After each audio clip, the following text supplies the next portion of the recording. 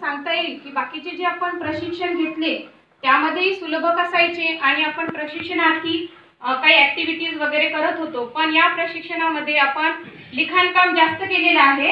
कारण सरांनी आपल्या गटाचा जो व्हिडिओ बनवला त्यामध्ये प्रत्येक प्रशिक्षणार्थी आपल्याला एंगेज दिसला, म्हणजे काही ना काही लिहिण्यामध्ये आपण व्यस्त दिसलो। तर आता या प्रशिक्षणातून आपण थोडक्यात सांगते तुम्हाला की आपल्याला शाळा स्तरावर जाऊन भविष्यवेधी शिक्षणासाठी आपल्याला मूल तयार करायचे आहेत।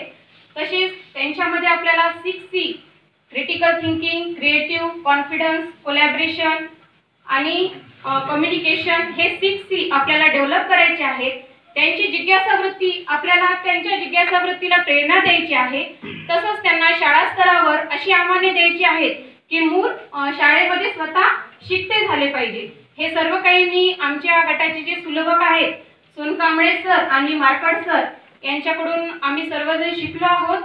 तर मी आमच्या गटाकडून सुलभकांचे खूप खूप आभार व्यक्त करते आणि मार्कड सरांनी पण खूप तळमळीने आम्हाला शिकवण्याचा प्रयत्न केला आहे।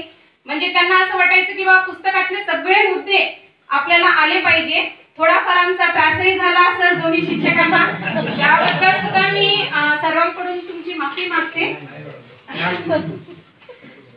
परत एकदा मी ह्या शासकीय आश्रम शाळेचे सुद्धा आभार मानू इच्छिते की त्यांनी आपल्याला सुंदर अशी क्लासरूम, स्मार्ट टीव्ही वगैरे अवेलेबल करून दिला।